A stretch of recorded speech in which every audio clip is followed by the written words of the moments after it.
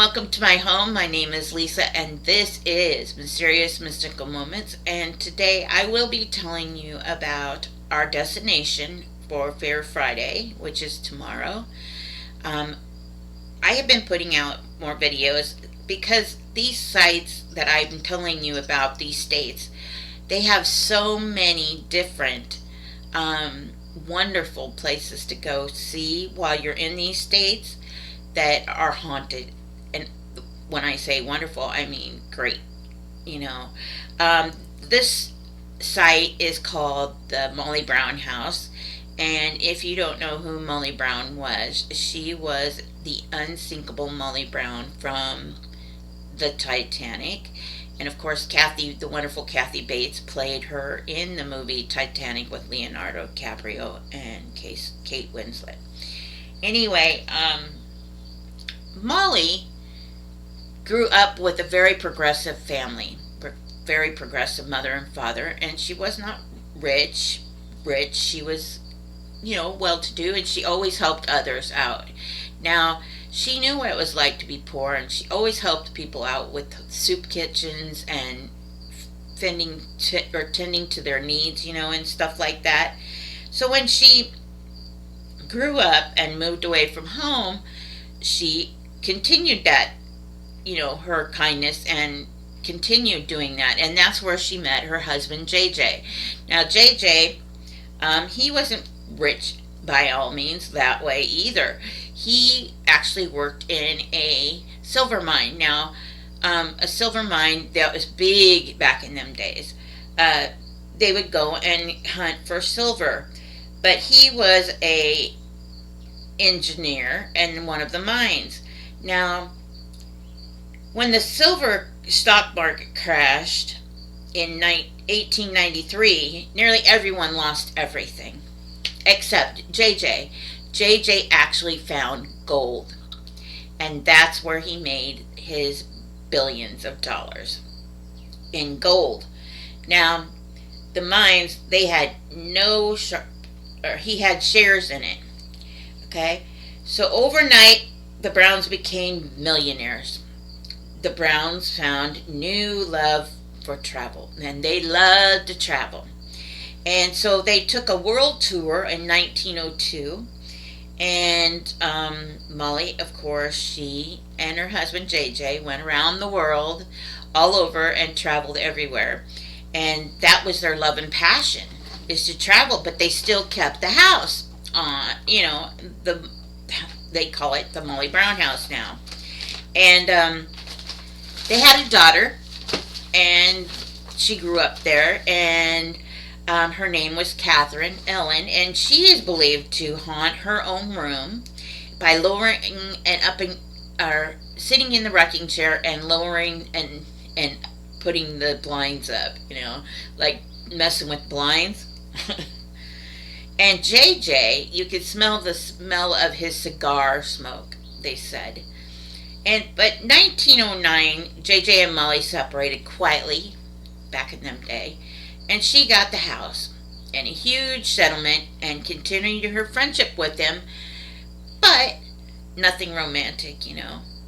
Molly continued to travel, and in 1912, the infamous Molly Brown had got a telegraph that her grandson was sick. And she was over in Paris, and she had to get home. So Molly booked her ticket on the Titanic. Now, she helped others on the lifeboats on the Titanic, and like I said, Kathy Bates depicted her perfectly if you've ever seen that movie. She helped others on the lifeboats before she got on, and then they forced her to get on, actually, on a lifeboat. She would give them blankets and everything else, and she was the one who told them to go back and get others because there was more room on the boat, but they were feared for capsizing, and that's what she depicted in the movie. They were afraid that the boat would capsize, so they didn't go back, as far as we know. But she was that kind of a person, She was that, like, I mean, Kathy Bates could not have portrayed her any more than if she was channeling her. 1914, Molly tried to run for Congress. That's how big she was. You know, she was like, hey, I'm outgoing, I'm going to do this and stuff. But in her final years, she became an actress on New York stage, and she peacefully passed away in 1932 in her sleep. Now, Molly was a very big name, you know, because she was a survivor of the Titanic.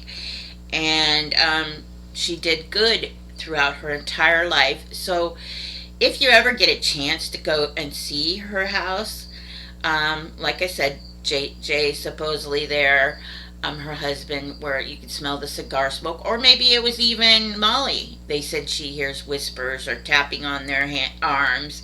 People say they tap on their arms. Catherine, she lowers the blinds up and down in her room and messes around with the rocking chair by the window. Um, I think that would be an awesome place to go because I like the history of the Titanic. I don't like the horrible disaster, but it's very interesting, and to go there it would be great. Um, the other place would be Central City Cemetery, and it's a Masonic cemetery, and it's got the lady in black. Appears only on 2 days of the year. Now, the lady in black is supposedly said to, like I said, go there 2 times a year.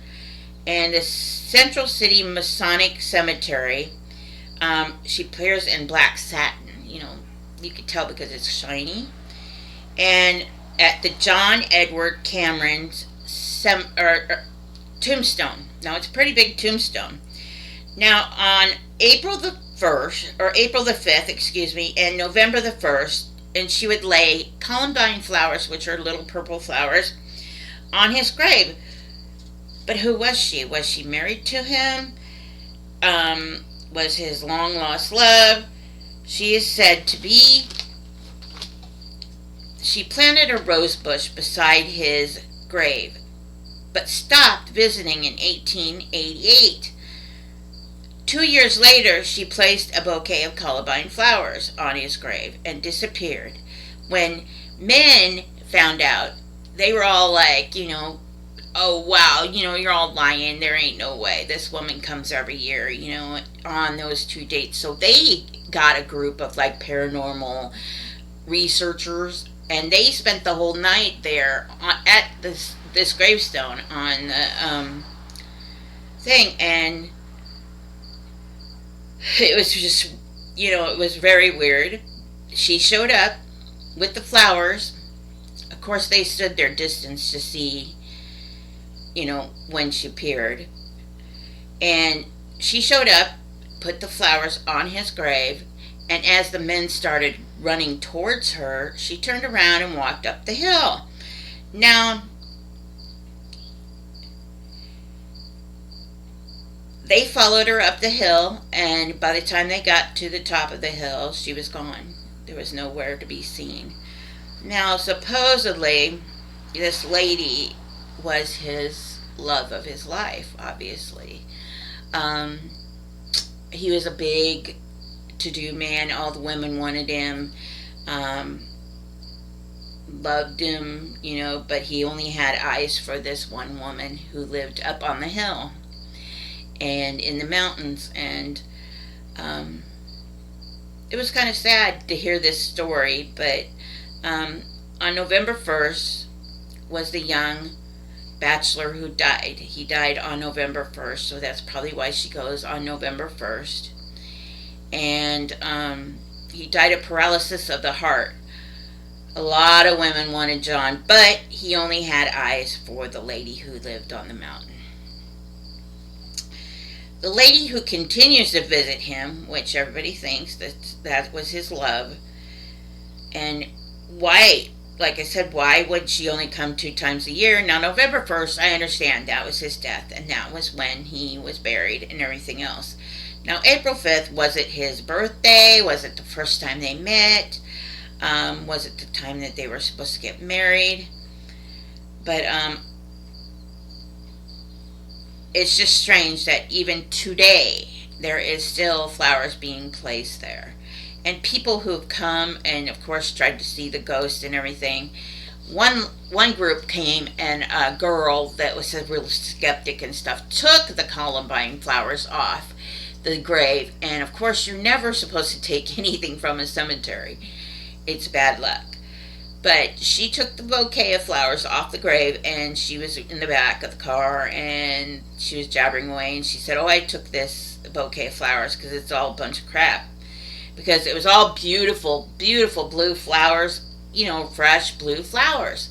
Well, she looked down at the bouquet of flowers that she had sitting next to her after her friends warned her, how bad luck it was, and they had all withered away and wilted and died. I mean, a minute ago they were fresh, beautiful blue columbine flowers, and then the next minute they've all withered away and died after she had left the cemetery with them. So that was strange. They also see a little boy hiding behind a tree. Now, when people try to talk to him, he disappears, they say. Nobody knows where the little boy, came from or what his name is or anything, but they say that little boy haunts that place too. And they say they see orbs.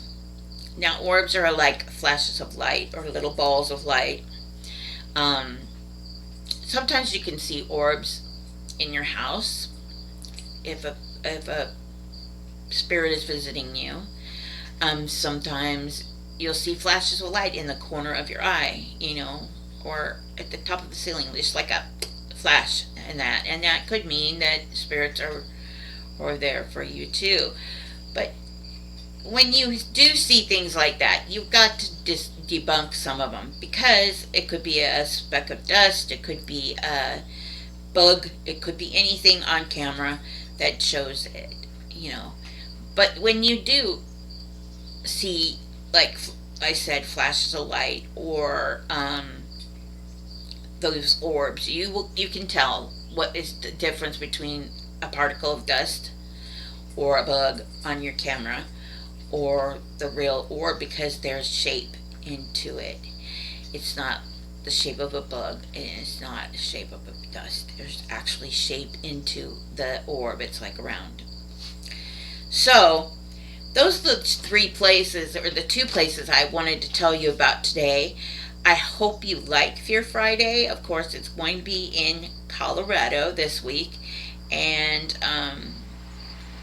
I told you about the airport, and that was really interesting to me. I never knew that. I've flown there before, and I've never knew any of that was underneath there. I hope you like it, and if you did, check out Wednesdays, Weird But True. And tomorrow, like I said, is Fear Friday. Saturday will be my oracle readings. I am going to take Sunday off this week, probably. And next week, I will be doing Arizona.